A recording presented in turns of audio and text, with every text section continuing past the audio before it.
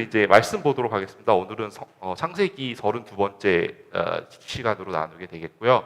본문 말씀은 창세기 14장 17절에서부터 24절의 말씀입니다. 다 같이 보도록 하겠습니다. 제가 1절 읽고 여러분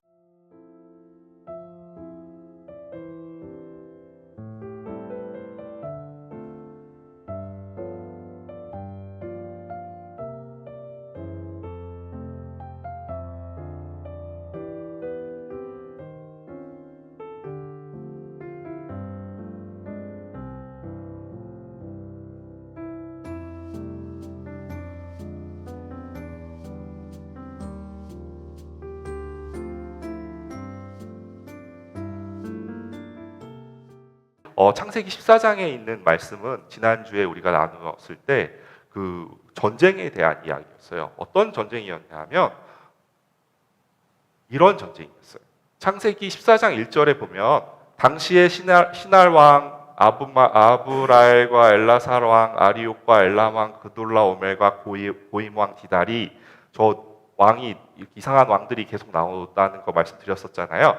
그렇죠? 그래서 저 왕이 있는데 그 왕이 여기 시날 왕은 여기 시날이라는 나라의 왕이고요. 그다음에 그 사람의 이름은 아므라벨이라는 것이겠죠, 그렇죠? 그다음에 엘라살이라는 왕이 여기 엘라살이라는 동네가 여기 있죠, 그렇죠? 그다음 엘라살 왕 아리옥이라는 사람, 엘람 왕 여기 엘람이라는 나라의 왕 그돌라오멜이라는 사람이, 그다음에 고임 왕 디달 고임이라는 나라가 여기 있죠, 그렇죠? 그래서 이렇게 요 네 개의 나라의 왕들이 연합을 해서 어떤 일을 하냐면 다음 절에 가면 14장 2절에 보면 소돔 왕, 고모라 왕, 아드마 왕, 스보임 왕, 소알 왕, 여기 보면 여기 나오죠. 소돔 왕, 여기 소돔이라는 나라의 왕, 그다음에 고모라라는 왕, 그다음에 아드마라는 거의 왕, 그다음에 스보임이라는 거의 왕, 그다음에 소알 왕. 요 하나, 둘, 셋, 넷, 5개 나라의 쬐끄만 도시에 있는 왕들하고 서로 전쟁을 벌이게 되는 거예요.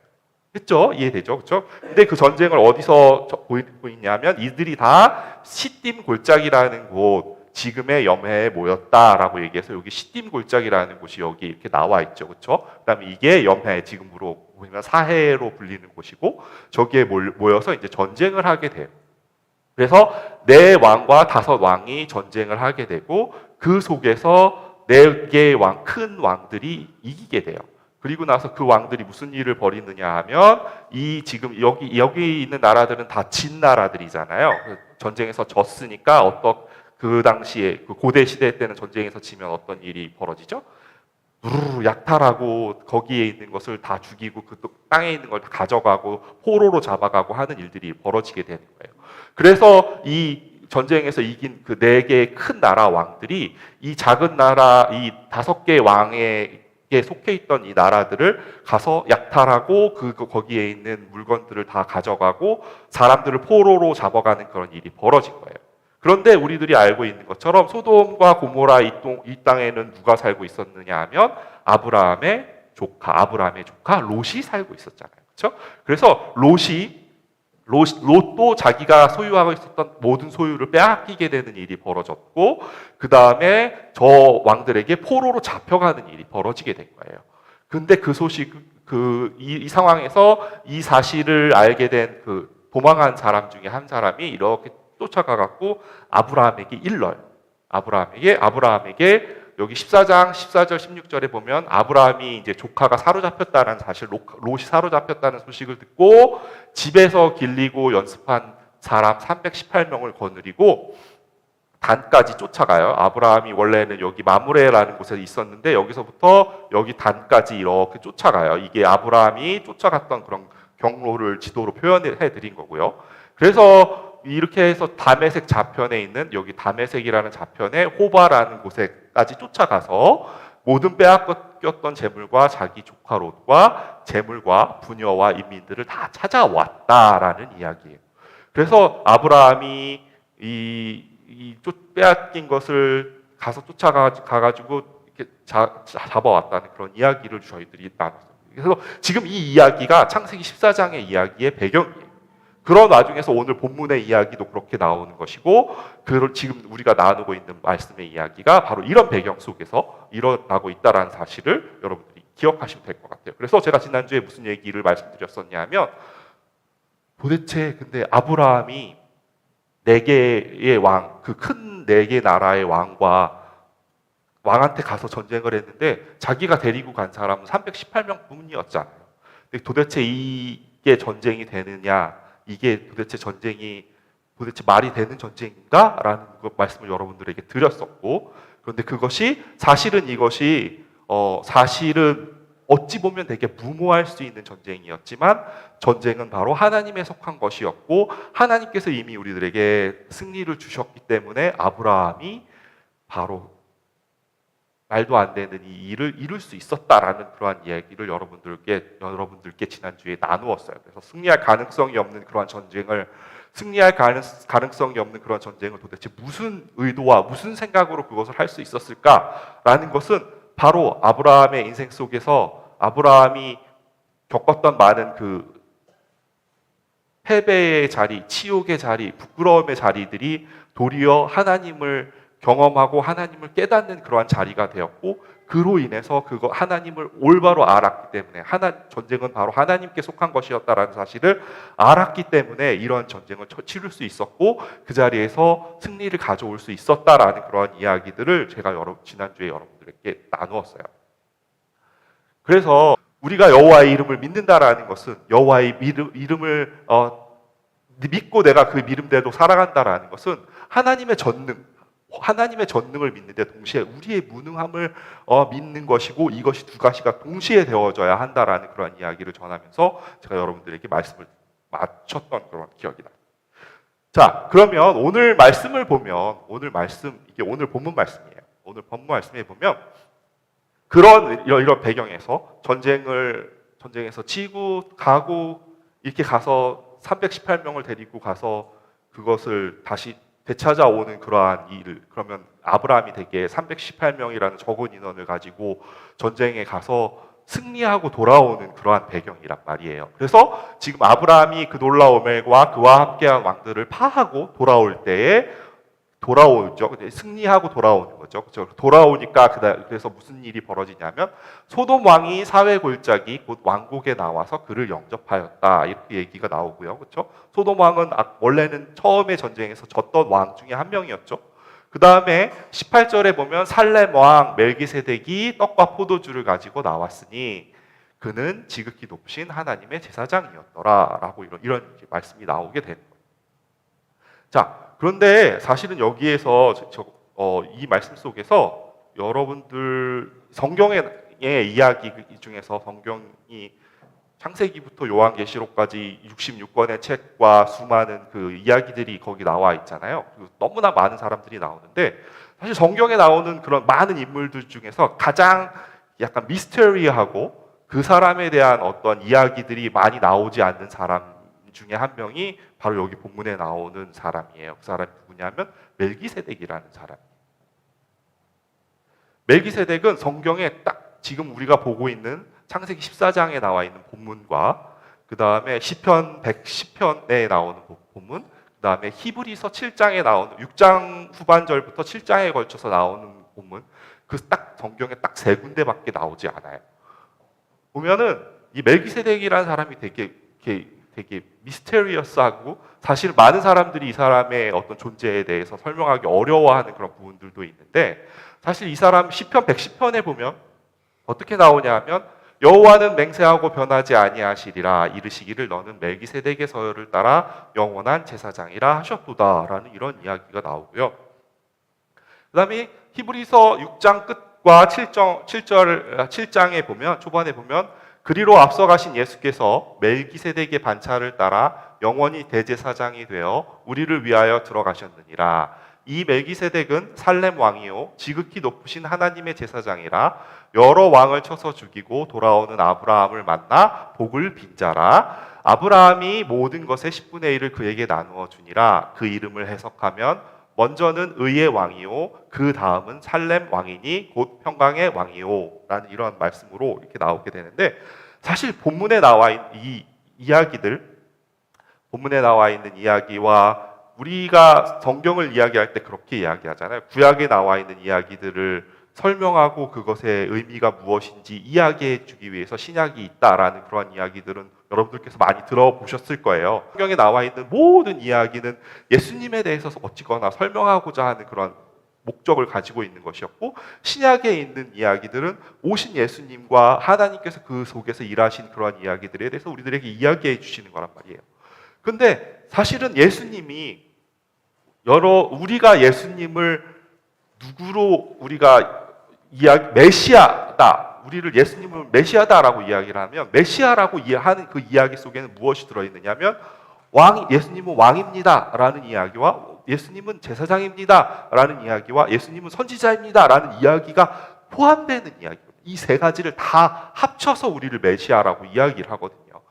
그래서 옛날 저 시대에는, 고대 시대에 머리에 기름 부음을 받은 사람은 어떤 사람? 그 세 사람만 받아요. 왕과 제사장과 선지자. 이 사람만 봤는데 예수 그리스도, 메시아인 예수 그리스도께서는 이 세 가지 역할을 모두 다 담당하신 분이다라는 이야기를 하거든요. 그러면서 거기에서 나오는 이야기가 예수님은 왕이다. 여러분들 다 동의하시잖아요. 그렇죠? 예수님 우리가 흔히 왕이다라고 이야기하니까 예수님은 선지자다라고 그렇게 이야기 또 하죠. 그렇죠? 근데 예수님은 제사장이다라는 그런 이야기들 속은 그런 이야기들은 많이 이야기가 되어지지 않았거든요.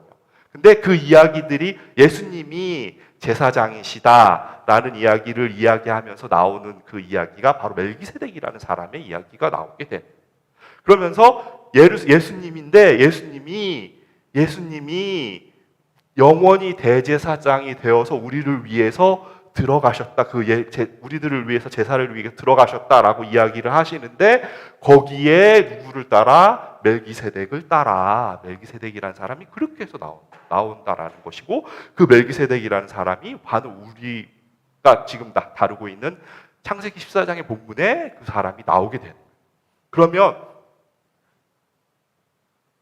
그 사람의 이 사람이 그러면 결국에 보니까 이 사람은 왕이었잖아요. 살렘이란 나라의 왕이기도 하고 제사장이기도 하고 라는 그런 두 가지의 역할을 가지고 있으니, 그것보다 제가 여러분들에게 드리고 싶은 이야기는 멜기세덱이라는 사람이 바로 구약의 아브라함이 만났던 이 멜기세덱이 바로 누구였다라고 이야기하는 것이냐 하면 바로 예수 그리스도였다라는 이야기였던 거죠.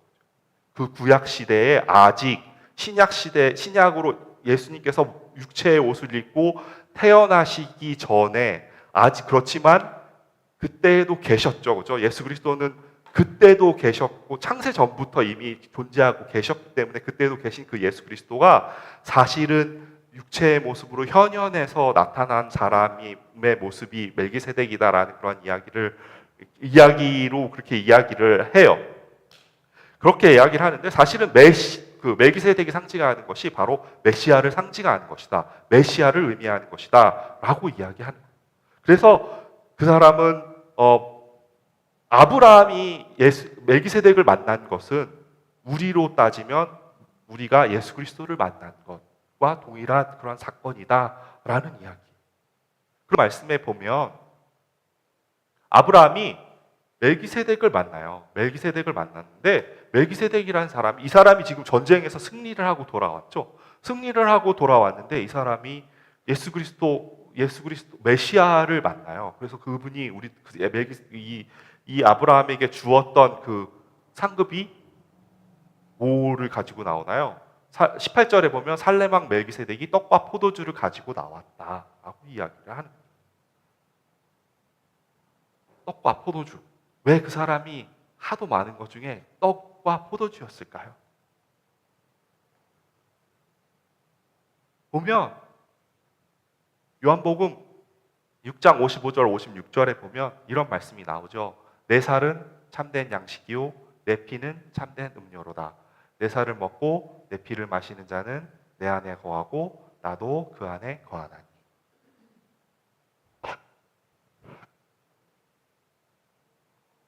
멜기세덱이 사실은 아브라함이 자기의 어떤 부끄러움과 연약함과 패배함과 치욕과 사실은 이전의 인생 속에서 아브라함의 이 모습은 그런 것들이었잖아요. 패배한 이야기, 애굽으로 가서 부끄러움을 당한 이야기, 치욕을 당한 이야기, 그런 어떤 이야기들 뿐이었는데, 그런 상황에서 이제 하나님으로 인해서 하나님이 나의 인생에, 나의 삶에, 나를 위해서 대신 싸워주시는 그 전쟁의 그런 것을 경험을 하고, 거기에서 승리를 경험하고, 그 자리에서 딱 나타나면서 뭐가 등장을 하느냐 하면 포도주와 떡이 등장한다. 바로 하나님께서 우리들에게 주시는, 하나님께서 우리들에게 승리의 자리에서 우리에게 허락하시는 것은, 하나님께서 우리들에게 주시는 그런 어떤, 우리들이 말하면 하나님 우리 잘했으니까 우리들에게 좀 상 좀 주세요, 하나님 우리들에게 뭐 좋은 상급이 있으면 좀 상급을 좀 주셔야 하지 않아요? 라는 그런 상급에서 상급을 받아야 하는 그 자리에서 하나님께서 들고 나오신 것은 떡과 포도주였다라는, 떡과 포도주. 근데 그 떡과 포도주가 무엇이라고요? 예수님의 피와 살. 그러면 우리에게 있어서 진정한 상급은 뭐다? 우리들은 이야기해요. 우리들은 하나님께 이야기해요. 하나님, 저에게 상급을 주십시오. 하나님, 저에게 복을 주십시오. 하나님, 저에게 내가 한 이것에 대해서 하나님 상을 좀 주십시오라고 이야기를 하는데, 예수님께서는 우리들에게 오셔서 멜기세덱이 아브라함에게 나타나서 떡과 포도주를 주었던 것처럼 예수님께서 우리들에게 주시는 그 진정한 상급은 내 살과 내 피다라고 이야기하는, 내 살과 내 피다, 내 살과 내 피다. 그러면 사실은 이 전쟁이, 아브라함이 겪었던 그 큰 나라와의 전쟁이 사실은 겉으로 피지컬하게 칼을 들고 총칼을 들고 싸운 그런 전쟁의 이야기로 나와 있지만, 사실은 우리들이 겪는 전쟁은 더 많은 전쟁을 겪잖아요. 그러면서 제가 말씀드렸다시피 우리들이 마주하고 있는 적 중에 가장 무서운 적이 누구였었죠? 나 자신이었잖아요. 그렇죠? 그래서 우리가 정말 마주하고 있는 적 중에 가장 무서운 적은 나 자신이에요. 내 속에 있는 어떤 수많은 그러한 욕심과 또 내가 하고자 하는 욕망과 내가 꿈꾸고자 하는 그런 어떤 비전이라고 하는 그런 옷을 입고 있는 어떤 욕심의, 비전의 옷을 입고 있는 욕심, 그런 것들이 사실은 우리가 싸워야 할 진정한 대상이고, 우리가 매일매일 부딪히고 매일매일 함께 마주해야 할 그러한 적인데, 그러한 적들과 마주해서 그 적을 싸울 수 있는 힘이 우리들에게는 없기 때문에 우리들이 오로지 의지해야 할 것은 하나님밖에 없다라는 것이거든요. 그러니까 하나님, 이 전쟁의 주인은 하나님이시니 하나님께서 대신 싸워주십시오 라고 해갖고 우리가 하나님 때문에 우리가 승리해서, 아브라함도 지금처럼 승리해서 이렇게 딱 하나님 앞에 나왔는데, 하나님이 그렇게, 아브라함이 싸운 것도 아니에요. 300명을 데리고 내 나라의 왕이나 되는, 지금 생각을 해보세요. 아브라함이 데리고 간 300명이랑 4개의 아까 처음 지도에서 보셨던 것처럼 크다란 나라, 내 나라가 연합을 해서 전쟁을 하러 왔다고요. 멀리. 제가 말씀드렸잖아요. 그 거리가 어마어마하게 먼 거리였단 말이에요. 그렇게 먼 나라까지 원정을 할 정도면 그 나라의 국력이 얼마나 클 것이며, 그 나라에 가지고 있는 양식이나 그다음에 군사나 이런 그 숫자가 얼마나 컸겠어요. 근데 그런 사람과 300명이랑 싸워갖고 전쟁을 하는 게 말이 안 되는 전쟁이란 말이에요. 근데 그런 말이 안 되는 전쟁을 이겼어. 근데 이긴 게, 이게 누구 때문에 이긴 거예요? 아브라함이 가지고 있는 318명이 무슨 누구예요? 소림사 무슨 무술의 달인들이나 되는 그런 사람들을 데리고 가서 이긴 게 아니잖아요. 그냥 집에서 훈련시킨 그런 군사들 데리고 가서 이겼는데, 그게 도대체 말이나 되는 전쟁이란 말이에요. 근데 그런 전쟁 속에서도 하나님께서 우리들의, 아브라함이 자기의 힘으로 한 것이 아무것도 없다라는 거예요. 근데 그런 전쟁을 이겼는데도 불구하고 하나님께서 우리들에게 잘했다, 떡과 포도주를 우리들에게 주신다라는 거예요. 그리고 그것이 사실은 그렇게 우리들이 마주하고 있는 그런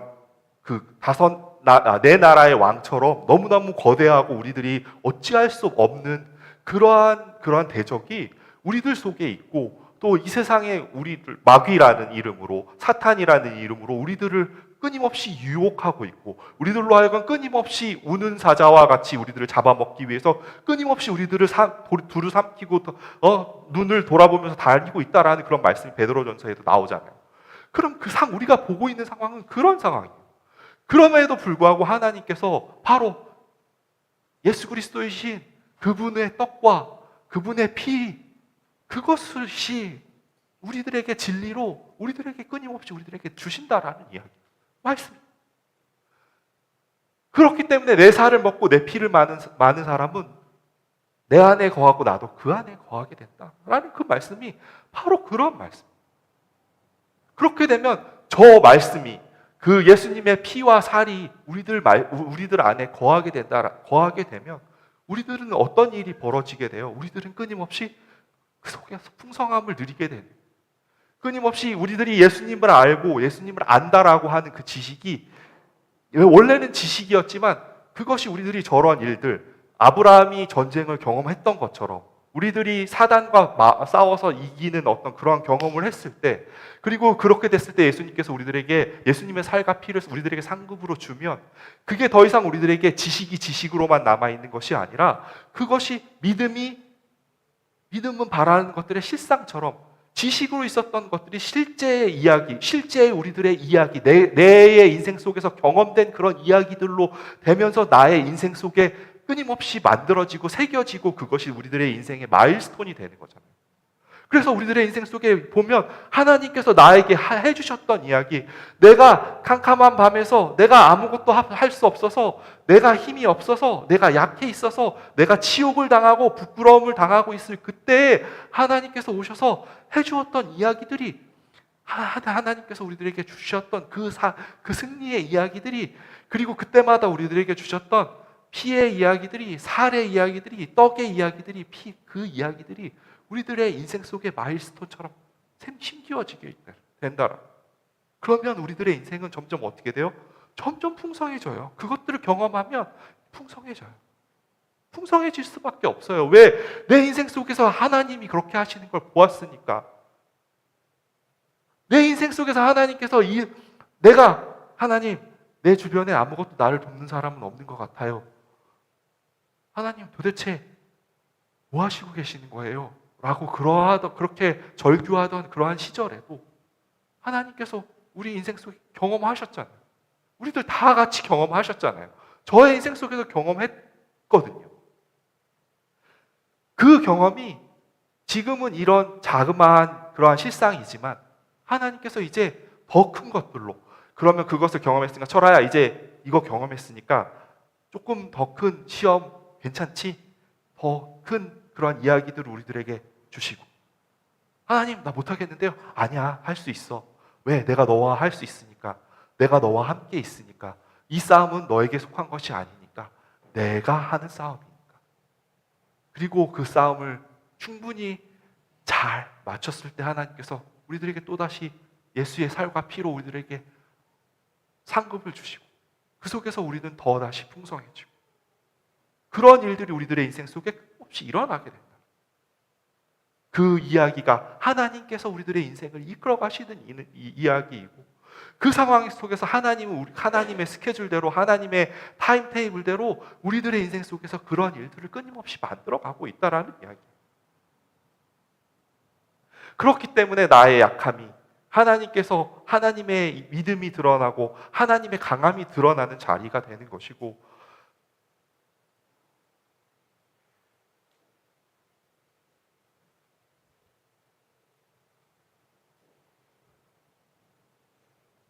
오늘 본문 말씀에 보면 멜기세덱이 그러면서 이런 어떤 이야기를 하느냐 하면, 하나님한테 아브라함에게 이제 축복을 해요. 멜기세덱이 아브라함한테 축복을 하면서 19절에 보면 천지의 주제시요 지극히 높으신 하나님이요 아브라함에게 복을 주옵소서라고 하면서 복을 달라고, 복을 주시라고 이렇게 이야기를 하면서 복을 주어요. 근데 20절 다 같이 한번 읽어볼까요? 20절 시작. 너희 대적을 내 손에 붙이신 지극히 높으신 하나님을 찬송할지로다 하매 아브라함이 그 얻은 것에서 10분의 1을 멜기세덱에게 주었더라. 멜기세덱이 아브라함한테 복을 주라고 얘기를 하면서 이 사람을 축복해 주십시오. 이 사람을 축복해 주십시오라고 이야기를 하면서 20절에 보면 복이 있어요. 복으로 보이는 게 있어요. 우리 방금 읽었잖아요. 그렇죠? 내 대적을 내 손에 붙이신 지극히 높으신 하나님을 찬송할지로다. 여기에 복이 있어요? 여러분들 눈에 복이 있어요? 여기 복으로 보이는 게 어떤 복이 있나요? 내 대적을 내 손에 붙이신 지극히 높으신 하나님을 찬송할지로다. 제 눈에는 아무리 봐도 복이 없었어요. 네? 10분의 1이요? 10분의 1? 여기 보면 사실 이 뒤에 이야기는 사실은 그래서 그렇게 멜기세덱이 저렇게 축복을 했으니까 아브라함이 자기가 기뻐서 10분의 1을 드렸다라는 이야기잖아요. 그러면 사실 이 20절의 이야기를 보면 이 20절 이야기 속에 복을 주라는데 저기 속에 아무리 내 눈으로 쳐다봐도 복으로 보이는 게 없다라는 거예요.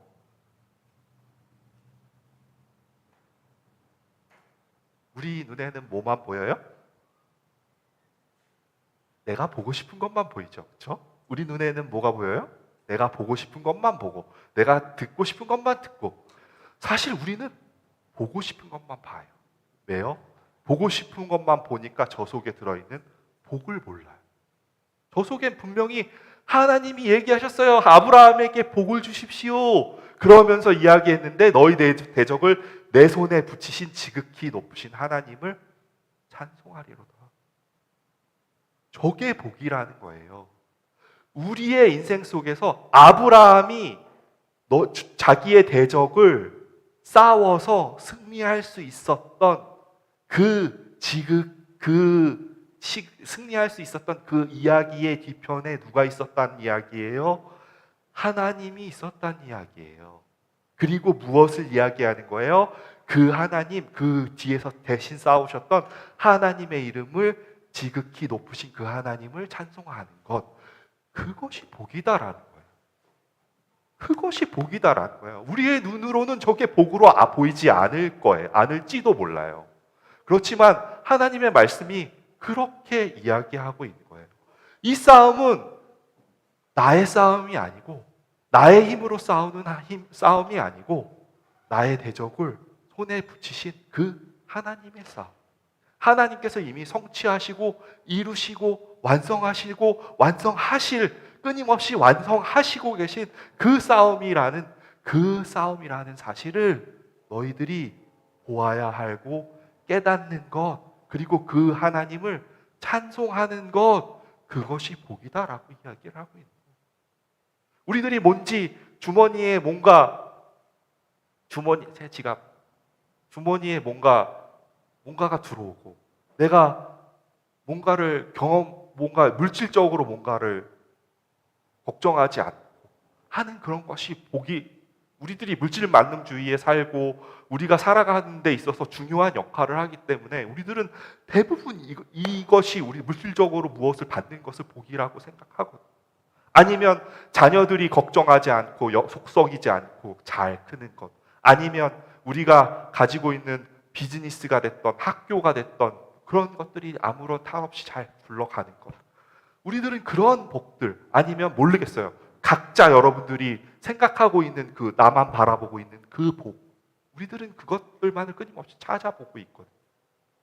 근데 하나님께서는 성경에서 얘기하는 복은 그러한 복이 아니라, 출애굽기 14장 14절에 보면 이렇게 이야기해요. 여호와께서 너희를 위하여 싸우리니 너희는 가만히 있을지니라. 다 같이 한번 다시 읽을까요? 시작. 여호와께서 너희를 위하여 싸우시리니 너희는 가만히 있을지니라. 너희는 가만히 있으래요. 가만히 있으래요. 왜 가만히 있어요? 왜 가만히 있어요? 싸우는데 왜 우리가 가만히 있어요? 하나님께서 그렇게 말씀하시는 거예요. 우리가 나가봤자 안 되거든요. 300명 가지고 네 나라 왕 싸울 수 없거든. 우리는 하나님께서 싸우는, 그렇기 때문에 우리들은 끊임없이 하나님 앞에서 가만히 있는 연습을 해요. 가만히. 저희 아내가 요즘 자주 하는 말이 있어요. 우리가 너무너무 인생을 살면서 너무너무 힘든데, 너무너무 어려운 일이 있는데, 하나님, 우리가 힘 빼고, 우리가 힘 빼고 가만히 하나님께서 하시는 것을 그럼 볼 수 있어야 하는데, 라는 그러한 얘기들을 저에게 자주 하는데, 야, 너 내가 다음 주에 그거 설교하는데 그거 어떻게 알고 너가 막 미리 얘기해? 이렇게 그런 얘기를 제가 아내한테 한 적이 있어요. 근데 사실 하나님께서 바라는 건, 우리들에게 원하는 건, 무모해 보이지만, 말도 안 되는 거 보이지만, 말도 안 되는 것처럼 보이지만, 가만히 있어. 내가 여호와께서 너희를 위하여 싸우시리니. 하나님께서는 우리들에게 끊임없이 이야기하시는 이야기.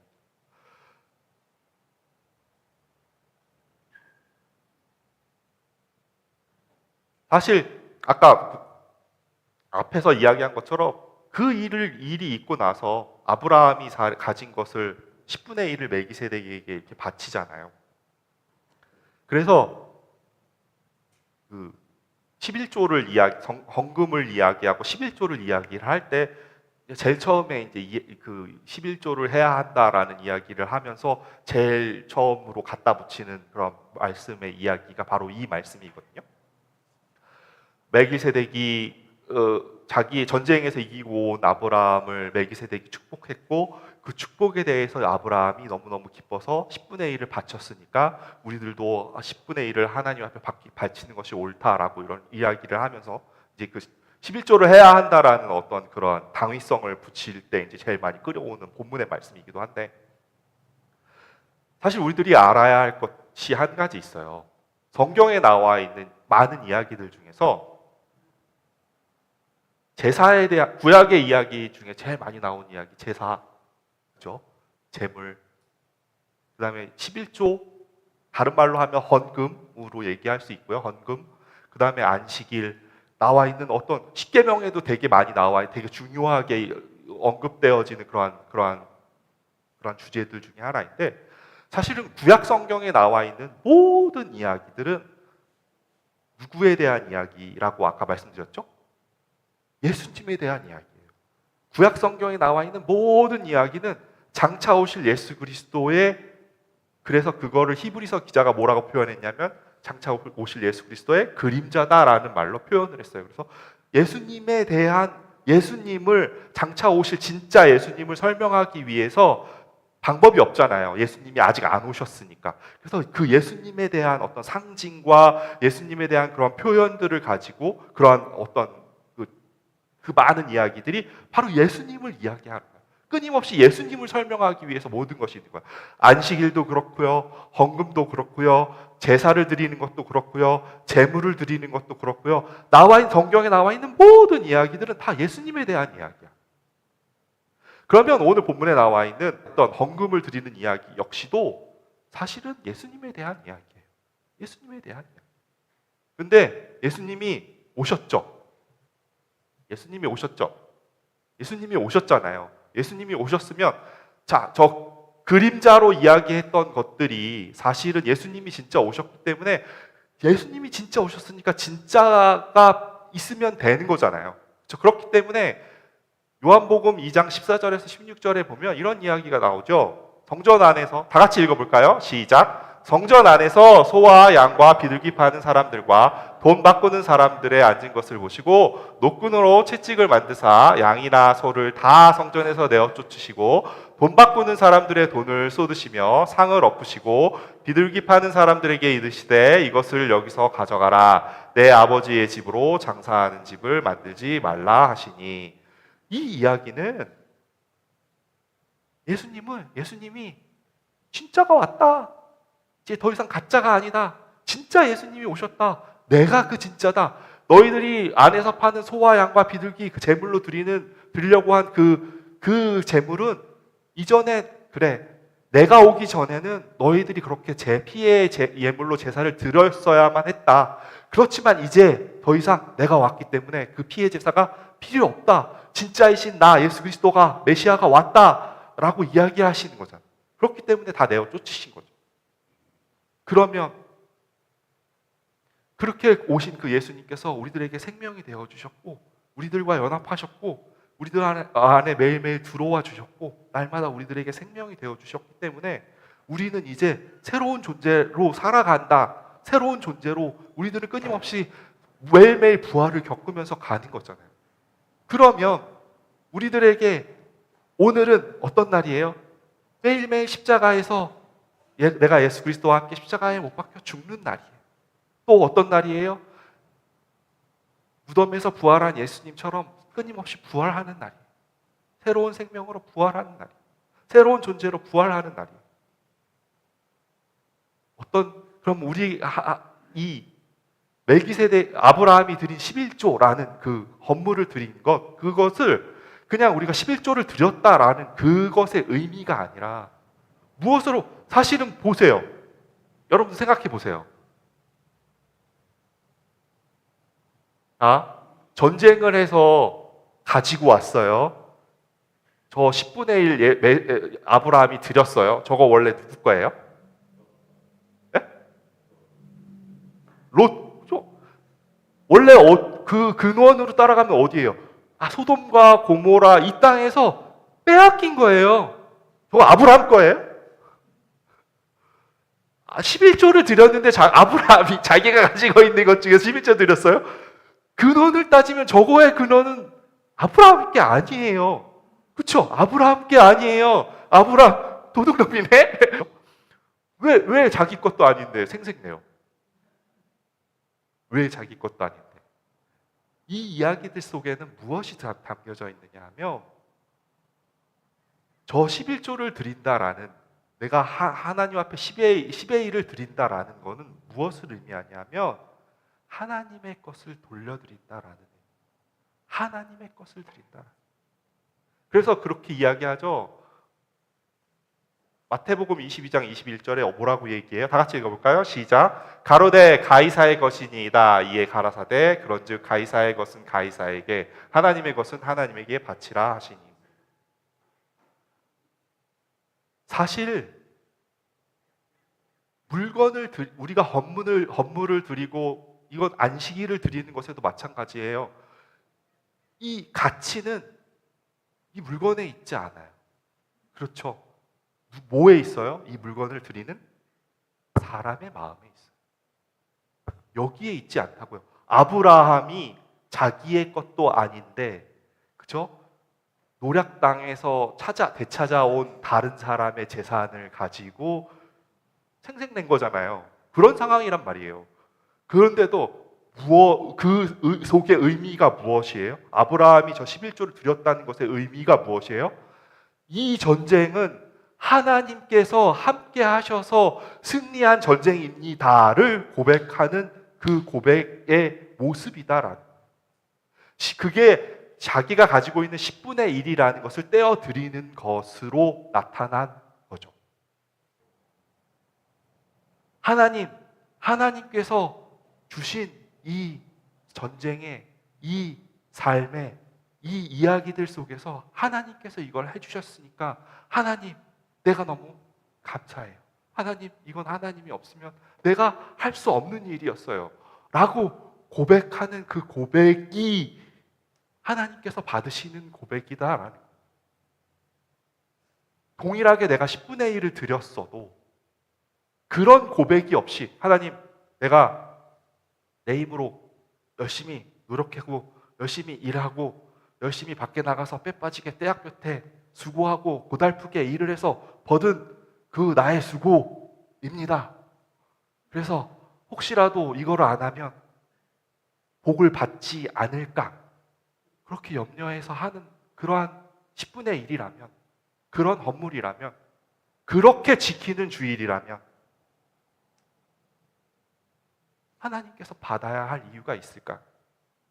우리가 들리는 주일도 마찬가지라는 거예요. 안식일. 우리가 일주일에 하루 왜 안식일에 나와서 하나님 앞에 예배해요? 우리는 매일매일 예수님과 함께 죽었다 살아나고 예수님이 없이는 살 수 없습니다를 매일매일 경험하면 우리들은 매일매일이 모아야 해요? 매일매일이 안식일이어야 해요. 그렇죠? 매일매일이 안식일이어야 해요. 우리 안식의 진정한 의미가 뭐예요? 바로 그런 거예요. 우리의 마음, 하나님 당신이 우리들에게 이것을 허락하시지 않으셨으면, 당신이 우리들의 인생 속에 이것을 베풀어 주시지 않으셨으면, 하나님 당신이 우리들의 인생의 수많은 영적인 싸움과 그런 수많은 나 자신과의 싸움, 사단과의 싸움, 매일매일 우리가 부딪히는 수많은 그러한 유혹들과의 싸움, 그런 싸움들 속에서 하나님 당신께서 나에게 싸워주시지 않으시면, 당신께서 나와 함께 하시지 않으면 내가 이것을 지켜낼 수 없고 내가 이것을 이겨낼 수 없습니다. 하나님 그렇게 해주셔서 감사합니다.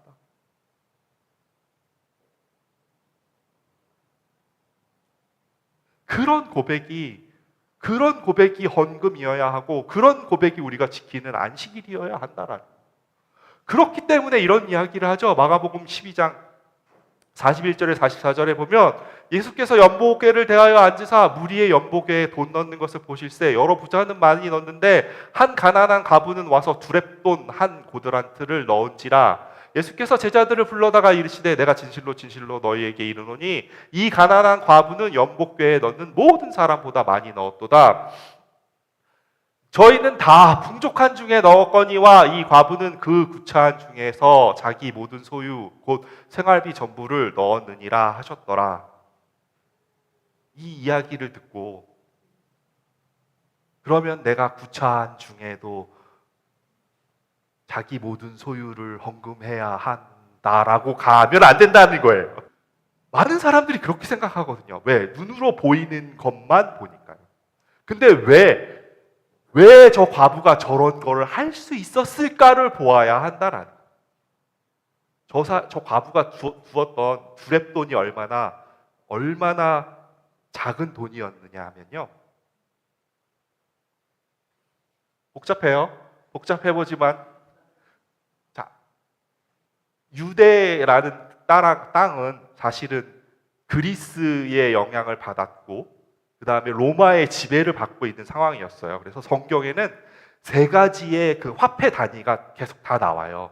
그래서 그리스 화폐 단위예요. 그 다음에 로마 화폐 단위예요.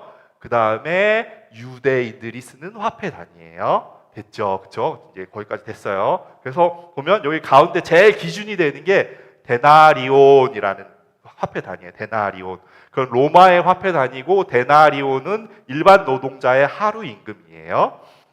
그거하고 딱 원투원으로 매치되는 그런 그리스의 단위가 드라크마예요. 성경에 보면 드라크마도 나오고 데나리온도 나오고 막 나오죠. 그렇죠? 그러면 데나리온이랑 드라크마가 같은 단위다라고 이렇게 생각하면 돼요. 그리고 좀 쉽게 쭉 가면 여기 제일 아래 보면 제일 큰 화폐 단위가 나오는데 달란트예요. 우리가 한 달란트 받은 자, 두 달란트 받는 자인데 달란트는 이 데나리온의 6,600배예요. 그러니까 원 데나리온은 엄청나게 많은 돈이에요. 됐죠? 이해되시죠? 그렇죠? 그렇죠? 그다음에 여기에 보면 뭐가 나오면 여기 보면 데나리온의 10분의 1이 아사리온이에요. 아사리온이란 나왔죠. 뭐 참새를 한 아사리온, 두 아사리온에 산다라는 얘기가 나올 때 아사리온이 나오고요. 그 다음에 데나리온이 4개 모이면 세겔, 원세겔, 한 세겔이 얼마냐? 세겔이라는 말이 유대 단위로 이렇게 나오고요. 됐죠? 근데 우리가 지금 반 게 렙돈이었죠. 렙돈이 보면 여기에 보면 렙돈이 어디 나와요? 여기 나와요. 렙돈이 1/80. 그러니까 이 원 데나리온을 80으로 나눈 것 중에 하나라고 이야기해요. 그러면 자, 지금 캘리포니아, 제가 그래서 오늘 아침에 아내한테 물어봤어요. 캘리포니아의 미니멈 웨이지가 얼마예요? 16불 50전이래요. 그래서 그 16불 50전을 받고 8시간을 일하면 132불이었어요. 아침에 제가 돌렸어요. 그러면 하루 일당이 132불이에요. 됐죠? 132불. 하루 일당이 그러면 132불이에요. 132불을 6,000배 하면은 얼만큼 되냐면 80만 불 정도 나와요. 그러니까 이 달란트는 엄청나게 큰 돈이죠. 그렇죠? 엄청나게 큰 돈이죠. 근데 132불을 80으로 나누면 얼마가 나오는지 아세요? 1불 65전. 1불 65전. 지금의 세계에서도 1불 65전이에요. 근데 두 두랩돈이라고 그랬죠? 그 두 두랩돈이니까 이게 1 오버 20가 1 오버 80가 두 개가 되면은 이게 그래서 고드란트라는 말이 나온 게 요 고드란트라는 말이 나오게 되는 거예요. 1 오버 40 나오게 되는데 두랩돈 두 개면 1불 65전의 두 배, 1불 40전, 3불 40전 됐죠, 그렇죠? 헌금. 그만큼 지금 우리가 봤을 때 3불 40전으로 할 수 있는 게 뭐가 있을까요? 요새는 맥도날드에서 그 이렇게 음료수 한 캔도 그거보다 좀 비싸지 않나요? 그죠. 그 소프트 드링크 이거 그거보다 비싸죠. 가끔 99센트에 세일을 하긴 하지만 하루 그런 거예요. 그 두랩돈, 과부가 들였던 두랩돈 저게 그만큼 하찮고 너무너무 하찮은 돈인데 저 하찮은 돈이 자기의 모든 생활비였다라는 사실을 보면 그 과부가 살았던 그 삶이 얼마나 비참한가를 볼 수 있을 것이고, 근데 그럼에도 불구하고 그것을 다 드릴 수 있었던 그 과부의 마음은 어떤 마음이었을지, 지금도 하루에 내가 수중에 가지고 있는 돈이 5불이 채 안 되는 그 주머니를 가지고 있는 사람이 그거 가지고 어떻게 뭘 하루를 살아야 할까 한 그런 사람이 하나님께서 주신 그 은혜와 사랑에 감사해서 그것을 하나님 앞에 드렸다라는 그런 마음이라. 그런 마음. 우리가 안식일을 지키는 마음도 바로 그런 마음. 그런 마음. 하나님, 내가 그저 일요일이 되어서 주일날 11시가 되어서 그냥 교회 가고 예배 가고 내가 예배를 드리지 않으면 하나님께서 복을 주시지 않고 나의 인생에 나의 비즈니스에 나의 자식들에게 복을 주시지 않고 도리어 벌을 내리시지 않을까 두려워서가 아니라, 하나님, 나에게 일할 수 있는 6날을 주셔서 너무너무 감사합니다. 당신께서 나에게 이 날을 주시지 않았으면, 나에게 이 일자리를 주시지 않았으면, 내가 일할 곳을 주시지 않았으면 내가 무엇을 할 수 있겠습니까? 하나님, 당신이 베풀어 주신 이 은혜가, 이 사랑이 너무 감사합니다. 당신이 나에게 베풀어 주신 것이 너무너무 감사합니다. 그런 마음이요. 그런 마음을 받으시겠다라는 이야기.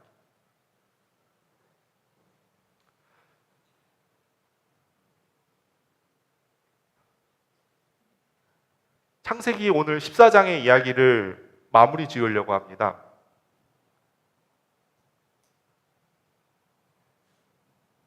이 전전장에 아브라함은 자기 아내를 누이로 속여서,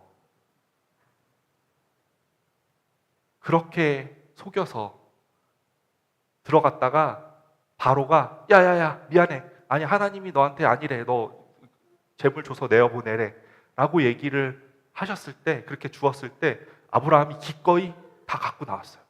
그렇죠? 그때는 다 갖고 나왔어요. 제가 그래서 되게 찌질하다고 그랬잖아요. 그렇죠?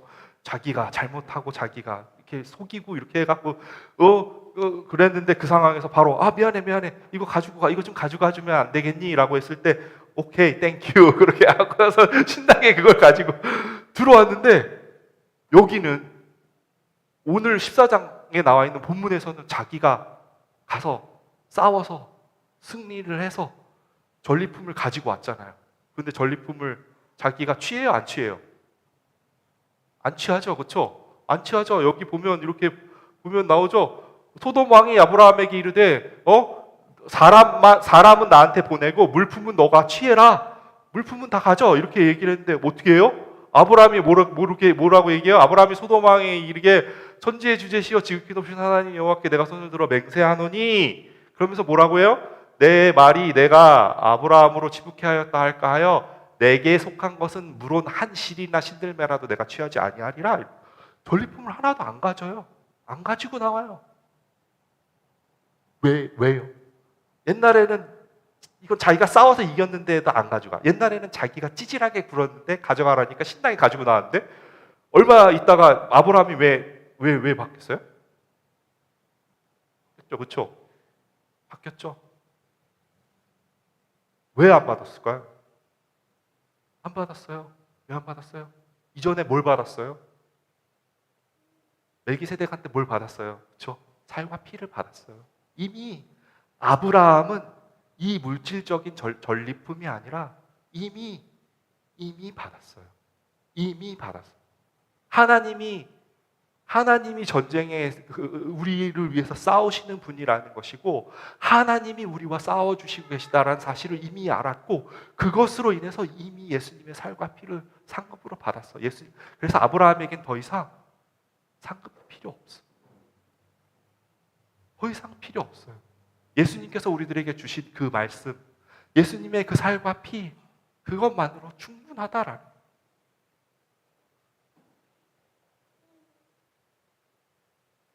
우리들은 인생에서 끊임없이 이런 일들을 경험하게 될 거예요. 그렇지만 우리들은 하나님께서 우리들과 함께 하시기 때문에 그 속에서 분명히 우리들에게 승리를 주실 거예요. 그리고 그 승리의 상급으로 우리들에게 끊임없이 주님의 살과 피, 예수 그리스도의 살과 피를 우리들에게 주실 거예요.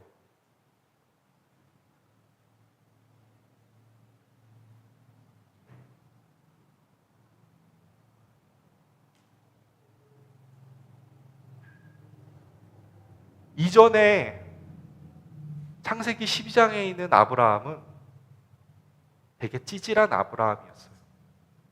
그런 아브라함이 이렇게 지금처럼 이렇게 아브라함으로 바뀔 수 있었던 것은 바로 그 흑암의 자리, 공허의 자리, 혼돈의 자리, 나 자신, 나에 대해선 나는 아무것도 할 수 없음을 깨달은 그 아브라함에게 하나님께서 오셔서 그 일을 행하셨던 것. 그것이 바로 바탕이었다라는 거예요. 그래서 계속 얘기하죠. 계속 돌아갈 수밖에 없어요. 그 이야기로. 계속 그 창세기 1장의 그 이야기로 돌아갈 수밖에 없어요. 왜? 그냥 우리들은 그런 사람이니까요. 그런 사람인 우리들에게 하나님께서 우리들이 끊임없이 오셔서 일하셔야 하니까요. 그리고 그 하나님은 변하지 않는 하나님이시고 매일매일 우리들에게 그렇게 동일하게 변하지 않게 그 일을 행하시는 하나님이시니까요.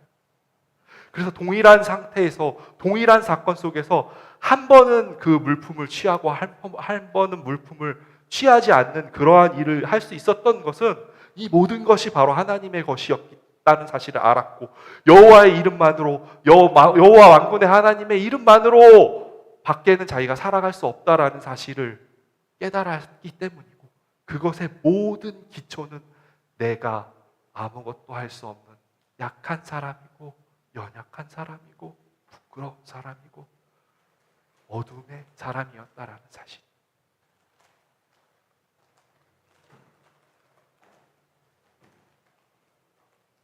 아브라함에게 하신 일은 동일하게 우리에게도 적용돼요. 우리가 아무것도 할 수 없을 때, 내가 아무것도 아니다라고 느껴질 때, 내가 부끄러운 자리에 놓여져 있을 때, 내가 절망의 자리에 놓여져 있을 때, 혼돈의 자리에 놓여져 있을 때, 바로 그 자리는 하나님께서 오셔서 채워주실 자리이고 하나님께서 오셔서 당신의 일을 행하실 자리. 그래서 우리들은 끊임없이 그 자리에서 하나님의 일하심을 우리들 위해서 싸우실 그 하나님을 기대하고 잠잠히 그분의 일을, 그분의 전쟁을, 그분의 일하심을, 그분의 행하심을 바라볼 수 있는 그러한 저와 여러분들이 되었으면 좋겠습니다.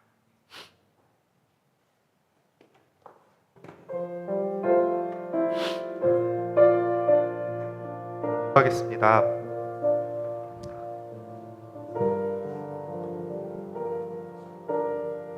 아브라함은 똑같은 사건에서 하나는 받았고 하나는 되돌려 주었습니다. 되돌려 줄 때는 그것이 철저히 하나님의 영광 속에서 되어진 것이라는 사실을 알았기 때문에 그것을 할 수 있었습니다. 하나님은 언제나 동일하게 우리가 잘하건 잘하지 못하건 항상 동일하시게, 항상 변하지 않으시고 항상 동일하신 그런 하나님이십니다. 내가 강했을 때나 잘했을 때나 약했을 때나 못했을 때나 상관없이 그 하나님은 항상 동일하십니다. 하나님, 그런 동일하신 하나님을 사랑합니다. 끝까지 변하지 아니하시는 그런 하나님을 내가 사랑합니다. 내가 흑암에 있을 때나, 내가 어둠에 있을 때나, 내가 혼돈에 있을 때나, 공허에 있을 때나, 내가 하나님의 능력으로 강해 있을 때나, 내가 일어서 있을 때나, 앉아서 있을 때나, 어제나 오늘이나 내일이나 하나님은 항상 동일하십니다. 하나님, 그 동일하신 하나님, 우리들을 불쌍히 여겨주시고 우리가 당신의 그 이름을 붙잡고 당신의 그 사랑을 붙잡고 그렇게 살아갈 수 있게 하여 주옵소서. 우리의 눈을 열어 당신을 보게 해주시고 우리의 귀를 열어 당신을 듣게 해주시고 당신의 은혜를 깨닫게 하여 주옵소서. 아브라함에게 역사하신 하나님이 우리에게 동일하게 역사하여 주옵소서. 나에게 동일하게 역사하여 주옵소서. 아브라함의 믿음이 훌륭해서 그 일을 행하신 것이 아니라 하나님의 믿음이 아브라함에게 임했기 때문에 그 일이 이루어진 것임을 믿습니다.